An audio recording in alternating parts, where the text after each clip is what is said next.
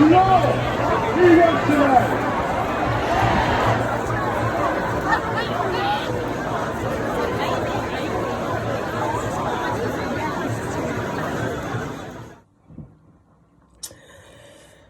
evening.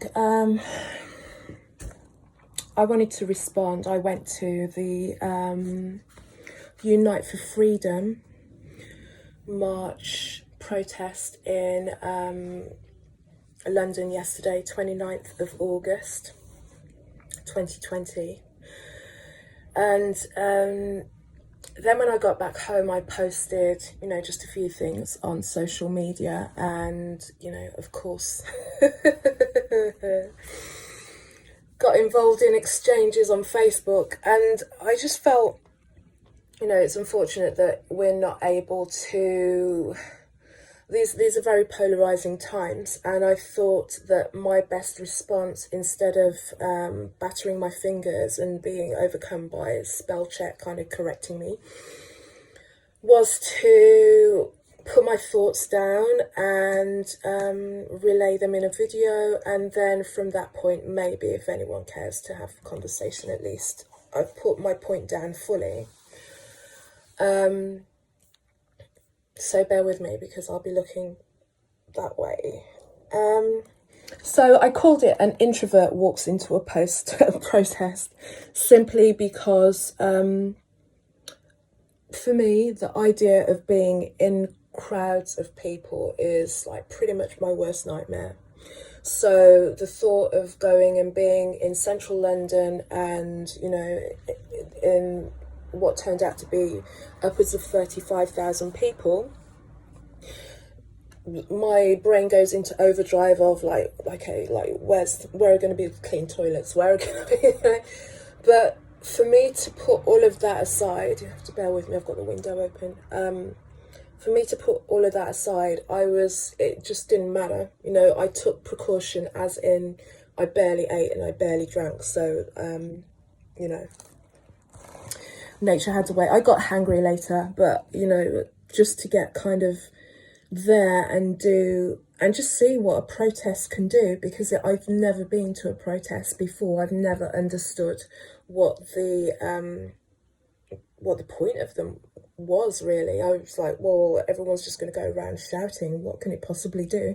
And especially this year with most recently Black Lives Matter, and the smaller protests that have come regarding things surrounding the COVID narrative. I've just wondered what they've done. But for some reason, this one just seemed like it was more organised. There were going to be speakers there. It wasn't just, and that's not to take away from anything that happens on a soapbox in a park. But this one just, I don't know, this one called me, and as a result I went. And it was interesting because even a week previous, I'd in a conversation with some people that were from New Zealand, they actually mentioned that they were going. Now, they didn't come specifically from New Zealand to go to this march, but as they were in the country, they decided that they were going to go. And people were there from all over the world. We had people from England, Wales, Scotland, Ireland. Dr. Dolores was from Ireland. They wanted to hear, basically, health professionals and other activists speak about their thoughts about the COVID situation. And despite what you may think of conspiracy theories, crazy, irresponsible, selfish people, they, there's a specific look that will usually get photographed and pushed into the mainstream of somebody who's alternative, they'll have alternative hair. These were normal people, man. These were, if you were to make a list of every possible iteration of person that there could be, so you want to have a tall black man with dreadlocks, you want to have short fat white man, you want to have somebody who looks like they probably work in an accounting firm, you want to have someone who's probably a DJ or something. There was everybody was there. Muslim women with their Sikh gentlemen with their turbans, and actually the two guys that came, they had this, it was probably, my dimensions are really bad, like the size of a double duvet. They'd created this big banner that was made out of like plastic, so it was waterproof. You know, they'd spent money on these things, don't come cheap, you know, like a couple of £100 to get that made.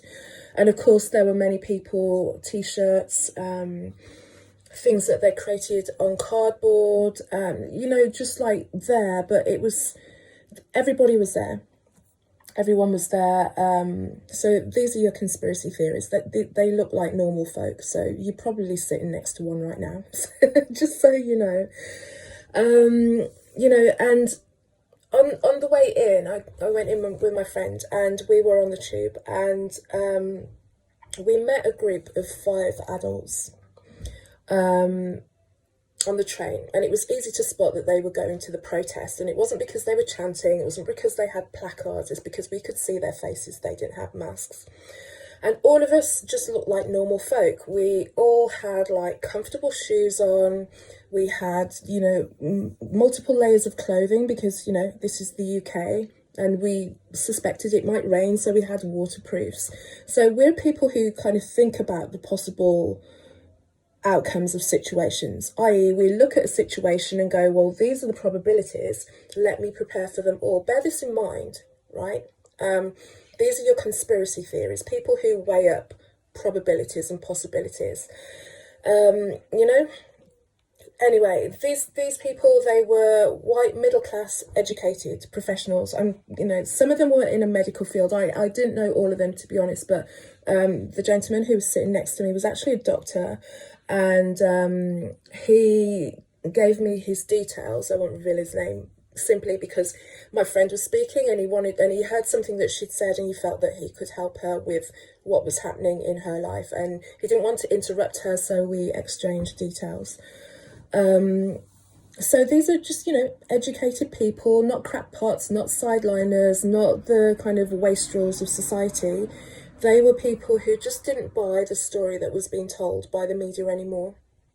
And for me as well, I thought it's going to be interesting, should the mainstream decide to report on this, what angle they're going to take. And, you know, because they've got to make what we're doing fit into the narrative, and the only way to do that is to basically insult everybody, which is what they did. And it didn't really take that long for the reporting to show.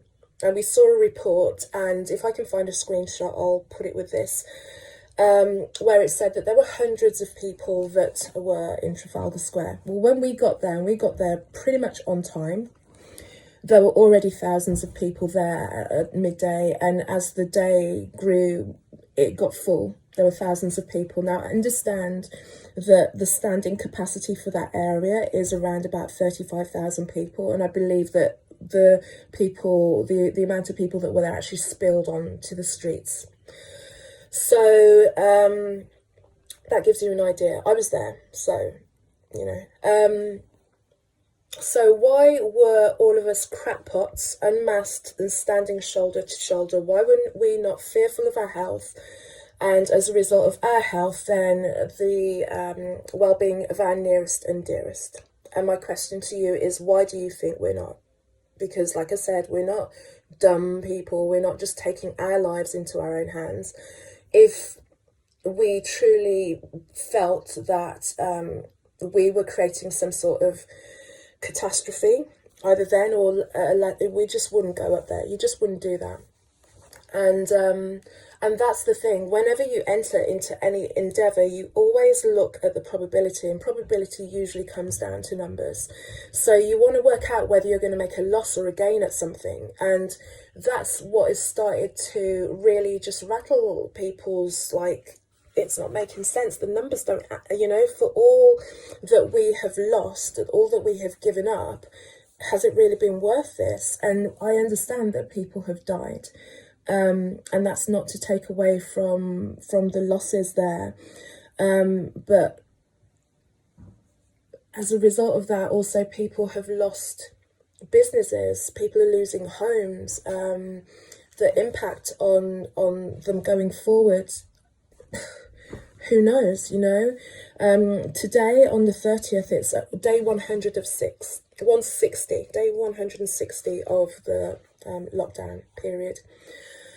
And what we're seeing in terms of like these new mandates now, that the rates seem to be at the lowest point, is then why are these mandates coming on now when it would have made more sense, I would have thought, that at the peak, or when we were entering into the peak of what it was we were entering into, that we didn't do it at that point.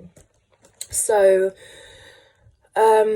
you know, so for what I'm saying here, for us conspiracy theorists, this is a thin edge of the wedge that is eroding our freedom and leading us into a future that sounds like a science fiction movie. And yeah, if we kind of like reel it off to you, just going to say it sounds bogus. It sounds like I've seen that in a movie.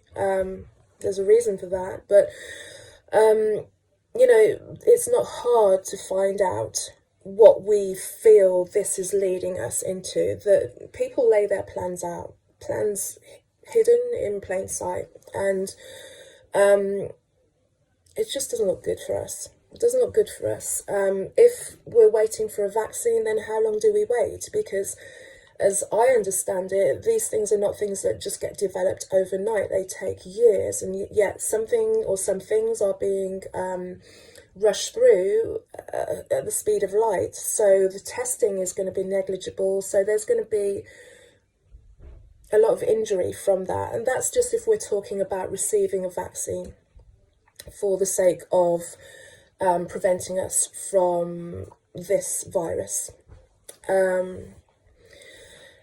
Then here's some questions that I have about the mask that just confuses the hell out of me about it. So if we're wearing masks to prevent others from spreading of the virus, then it should stand to reason that the face covering, the mask, should be made of a specific thing, right?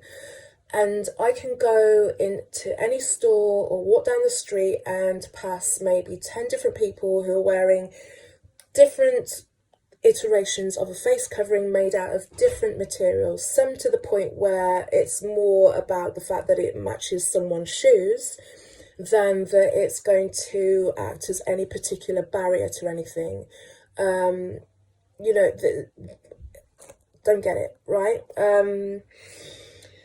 Multiple fabrics, multiple materials. I'm just wondering, how do we know what's more effective? You can get them in fashion shops now as well, as thin as a pair of knickers. And then I've seen people kind of unscrew them out of their pockets and kind of like push them around their mouths. I've seen people eating, drinking, smoking, and then pulling them up again, and then all going to the bathroom and touching their, you know, there's just a lot.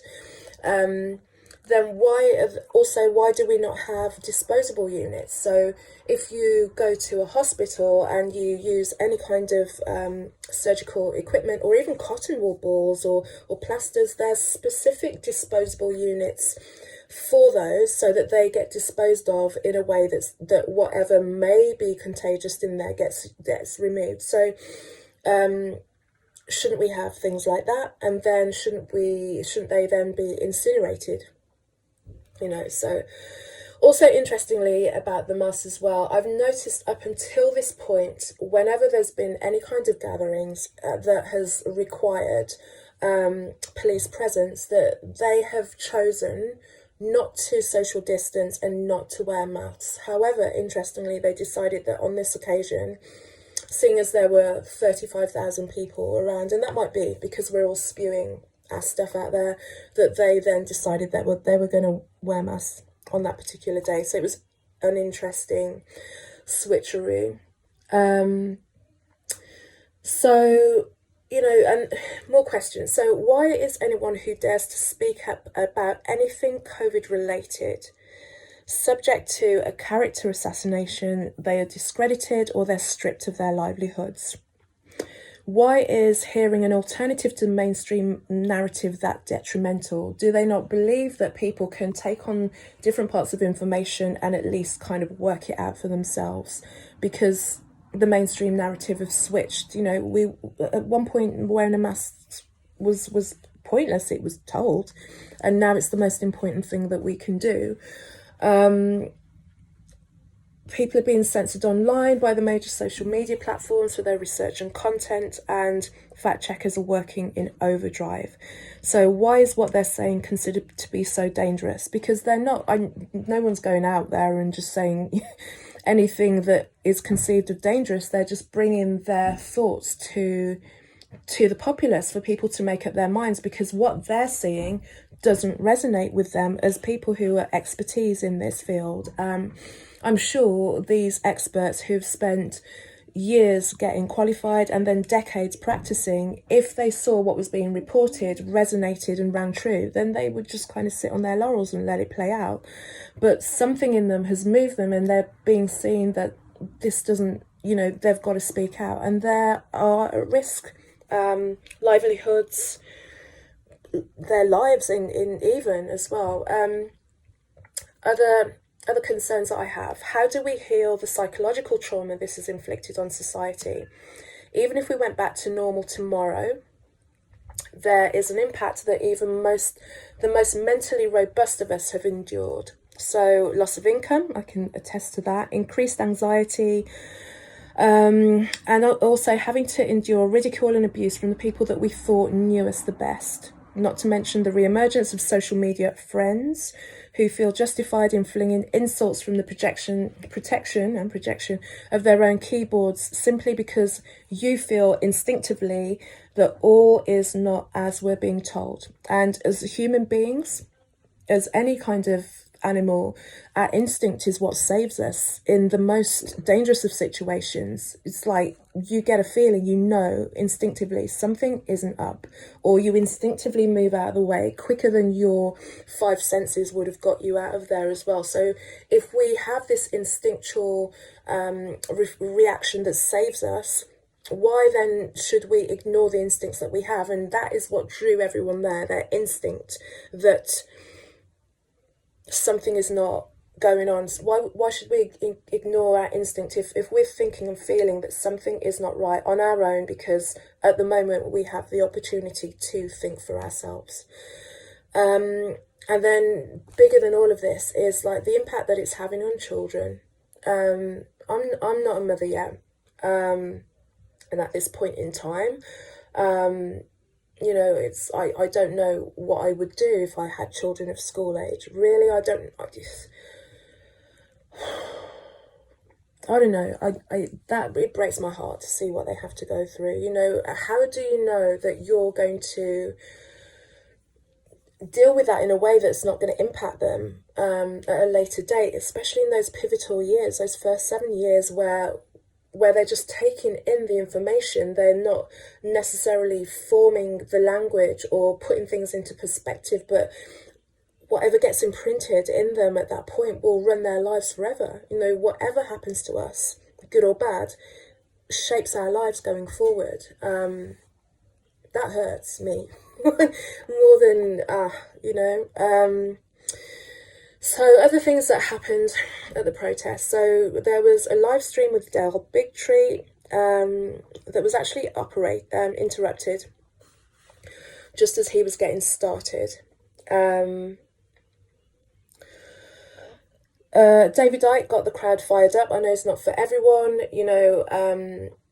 He's been going for a long time, and I have my own thoughts about him, and I hear, you know, like with anyone that is out there and putting out their version of truth, and this is, I think, where people struggle. They've relied on sources of information, official sources of information, to tell them everything, and they've not questioned it. So then when you come away from it and have to do your own work and critical thinking and go in so many different directions and sometimes get it wrong, they're not prepared to do that. You know, this is we've got to re-engage our thought processes and be able to rely on our instinct and look at things and see what might be right or might not be right, and get over the fact that you might be wrong sometimes.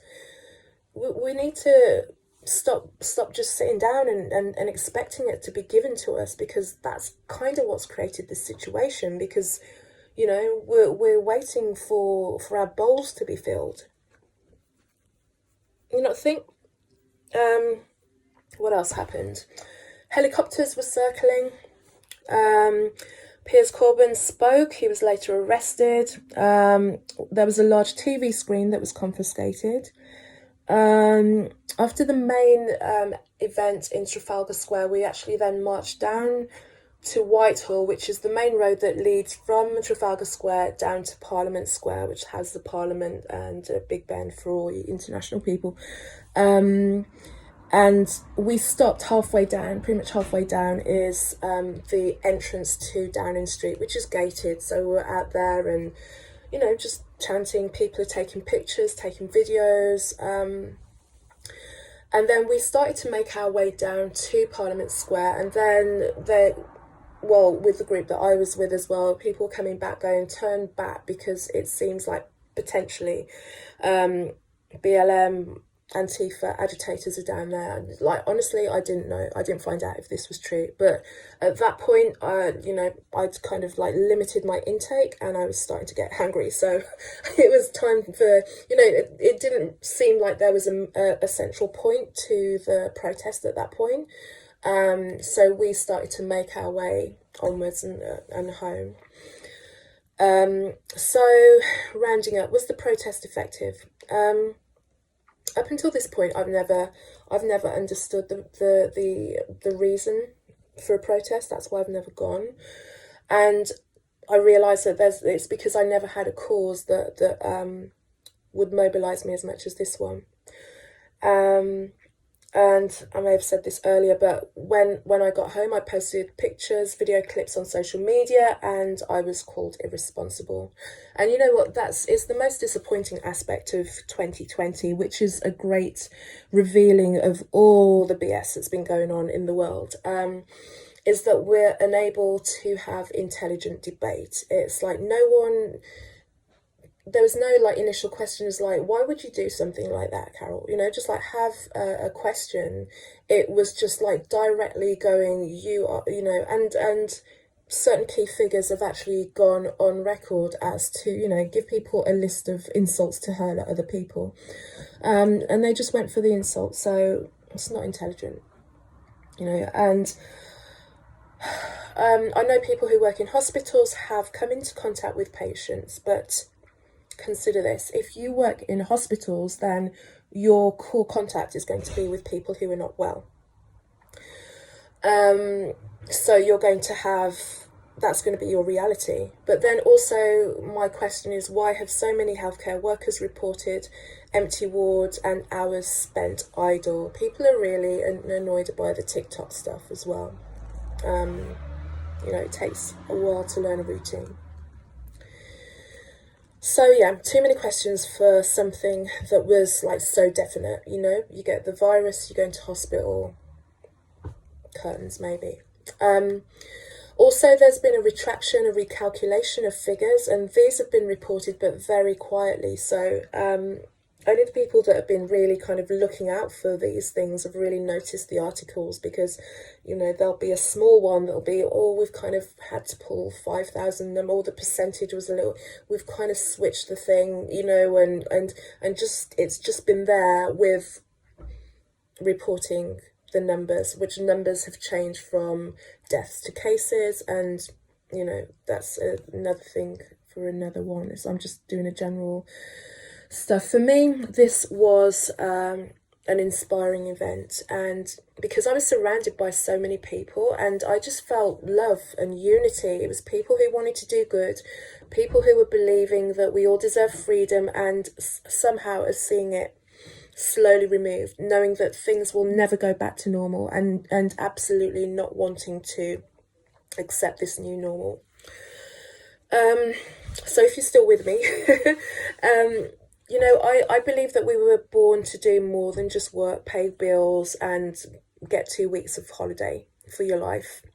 It doesn't seem right that only a lucky few get to live their dreams. You know, why do we have to earn our living? And what by that I mean not having a handout. It's like, why do we have to earn the right to live. It's like, yes, we should contribute to society, but there needs to be a means of exchange. This is me talking about a dream world, and I don't see why it can't happen. It might not happen now or in the next 5 or 10 years, who knows, but there has to be a different system in play, and this is what I felt from all the people there. They just wanted something different, where everybody was treated fairly. There were just so many different people there. And you know, the mainstream story is just being crackpots and wackos. That's not who we are. You know, this lockdown situation has actually woken people up. And even if all that we're seeing is the reality of our relationships and what they were built on, and whether, you know, we got to a certain point where things had to end, or our working situation wasn't working with us, or we didn't see our children enough, or we didn't know our neighborhood. It's changed people's perception of their own lives, if not the world. And I think potentially the reporting and the way that things will be reported may arouse curiosity in people who've not been able to shake the feeling that something's not quite right with this. So they might not have necessarily thought that it's just like, oh, you know, read a newspaper. There's other people that are on the fence about this whole thing.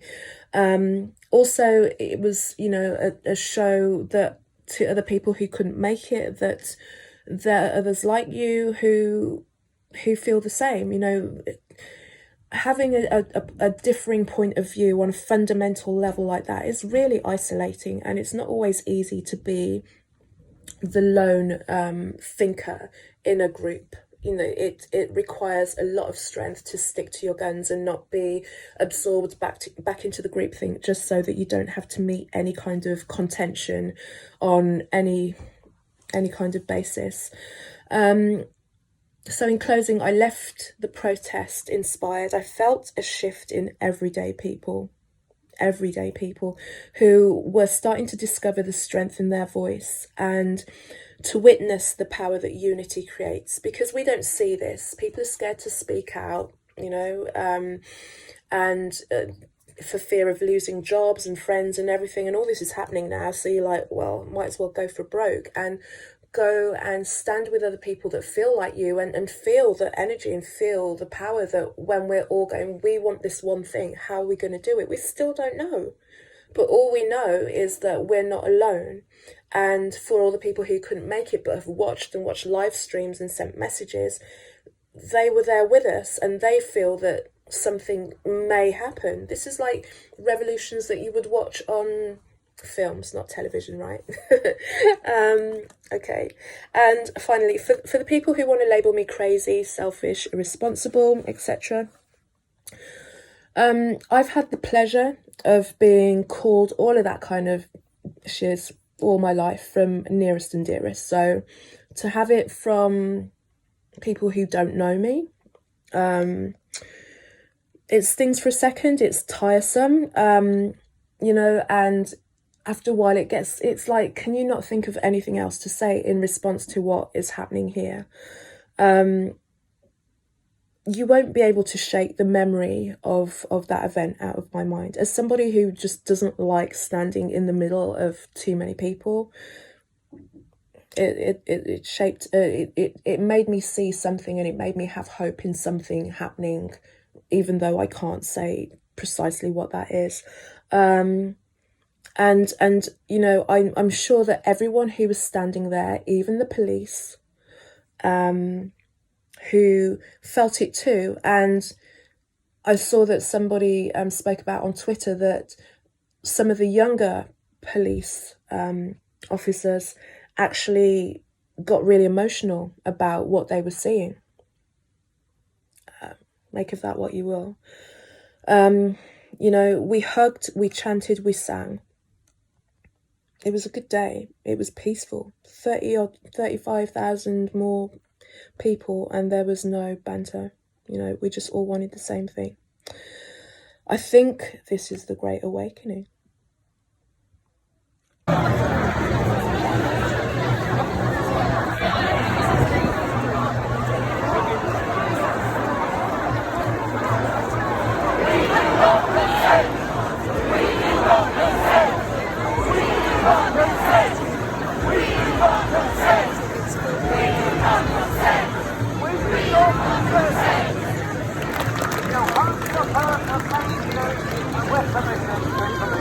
hug the person next to you in order to promote your immune system. Hug against COVID now. Hug against...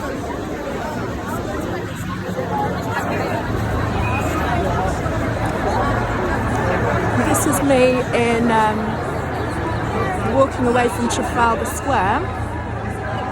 I'm going to swing round so you can see what's happening around me. We've been in Trafalgar Square. This is Trafalgar Square, London. A couple of friends with me. We're all walking down now, down to Parliament Square. It's about 35.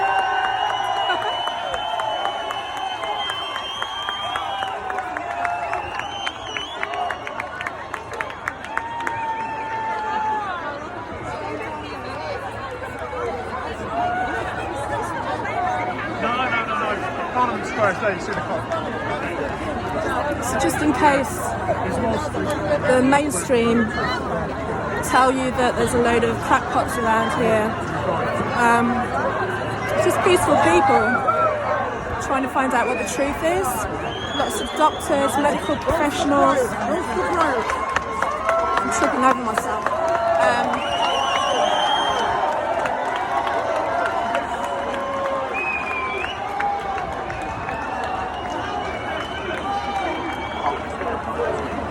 Just people who want to know the truth. Just people who are congregating together. You know?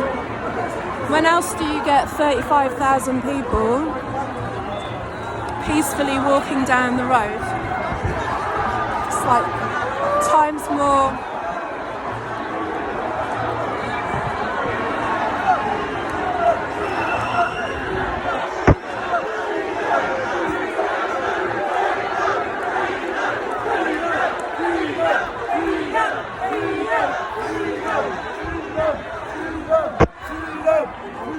That's what a real awakening looks like.